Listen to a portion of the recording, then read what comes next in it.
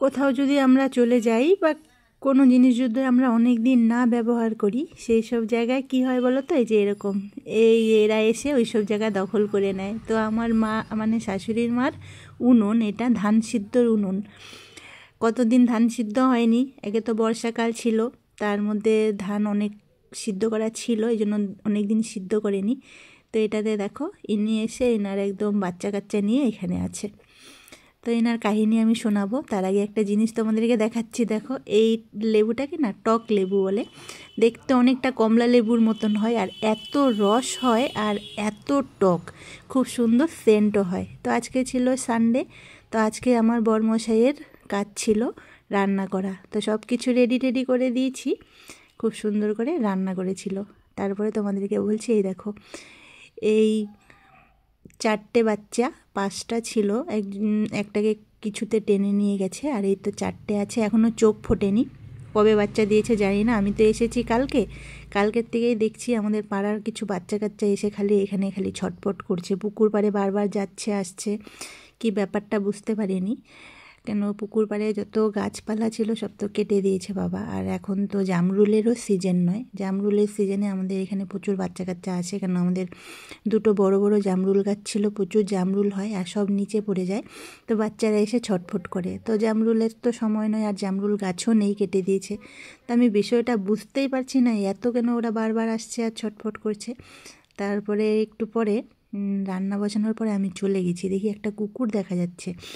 আমি বলি কী ব্যাপার, তো সামনে গিয়ে দেখি কুকুরটা বাচ্চা নিয়ে বসে আছে।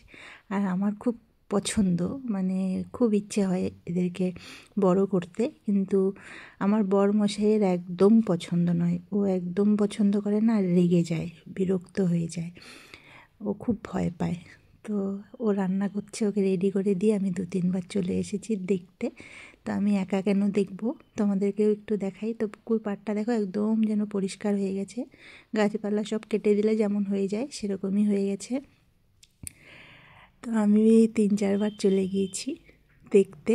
আর একটা কি সুন্দর আওয়াজ করছে, কুই কুই কুই কুই করছে, আমার খুব ভালো লাগছে। আর ওদের গাগুলো এত সুন্দর সফট থাকে আর নরম থাকে, খুব ভালো লাগে।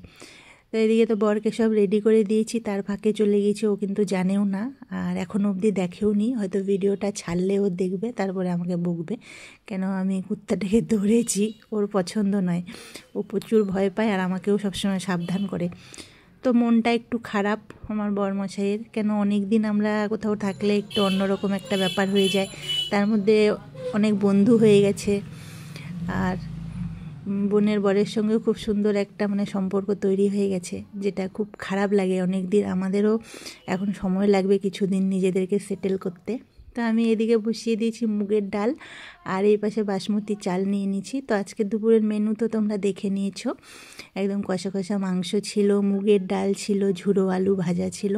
তো মাংসটা বর রান্না করছে, আর এদিকে আমার ডালও দেখো সাতলানো হয়ে গেছে। আমি মানে এদিক সেদিক করতেই আছি, একবার উনানে যাচ্ছি, একবার গ্যাসে আসছি। আর এই মাংস ডিমটা আমাদের গ্যাসে হয় না, যার জন্য মাংস ডিম হলেই আমার মাথায় একটা বিশাল বড় চাপ, কেন আমাকে উনানে যেতে হবে। তো এই জন্য রবিবার দিনটা চেষ্টা করি একটু মাংসটা যেন রবিবারেই হয়ে যায়, আদার্স দিনে যেন অন্য রান্না হলেই হয়। তো সেই ব্যাপারটাই ছিল। তো মাংসটা বরমশাই খুব সুন্দর করে, আমি শিখিয়েছি, এখন আমার থেকে ভালো রান্না করে, আর অনেক টাইম ধরে কষিয়ে করে, যেটা আমি করি না, আমার অত ধৈর্য নেই। তো খুব সুন্দর হয়েছিল, তরকারিটাও খুব সুন্দর হয়েছিল। আর আমাদের তো নিয়ম রান্না হবে আর গরম গরম খাবো, তো এর তো রান্নাও হয়ে গেল আর গরম গরম খাবারও খেতে চলে আসলাম। দেখো দেখলেই বুঝবে এতটাই গরম, আর একটু ঠান্ডা ঠান্ডা ওয়েদার পড়ছে, এই সময় এরকম গরম গরম ভাত হলে তো আর কিছুই লাগে না। আর ভাতটা যদি কেউ রান্না করে দেয়, ভাত তরকারিটা, তাহলে তো আরও সুন্দর। তো বড়ই ভাতটা রান্না করেছিল। আর লেবুটা কেটে নিচ্ছে, দেখো লেবুটাকে দেখতে আমি যে তোমাদেরকে বলেছিলাম একদম দেখো ভিতরটাও কমলা লেবুর মতন অরেঞ্জ কালার। আর এই লঙ্কাটা আমি ফ্রিজে রেখে গিয়েছিলাম, সবুজ ছিল, এসে দেখছি লাল হয়ে গেছে। এই তো ভাত নিয়ে নিয়েছি, যেমন আমি লাঞ্চে সাজাই তেমন সাজিয়ে নিয়েছি। আর এই তো বড়ো সাইজের একটা লেগ পিস পড়ে গেছে, আর মাংসটা ছিল একদমই কষা কষা। মুরগির মাংসটা একটু কষা হলেই খেতে ভালো লাগে। আর আমাদের এখানে তো মানে স্কিন সমেত মাংসটা পাওয়া যায়, খেতে খুব সুন্দর স্বাদ। আমার বোন খুব পছন্দ করে এই মাংসটা খেতে, ওই পাশে পাওয়া যায় না, আমাদের এখানে তো সব সময় পাওয়া যায়। আর আমাদের এখানে পাওয়া যায় বলে আমার বরমশাইয়ের আবার এই মাংসটা পছন্দ না, গায়ের চামড়াটা খায় না, সব খুলে খুলে আমাকে দিয়ে দেয়। তো দেখো আলু ভাজাটা মুচমুচে করেছিলাম, কিন্তু খাওয়ার সময় ঠান্ডার জন্য একটু সেঁতিয়ে গিয়েছিল।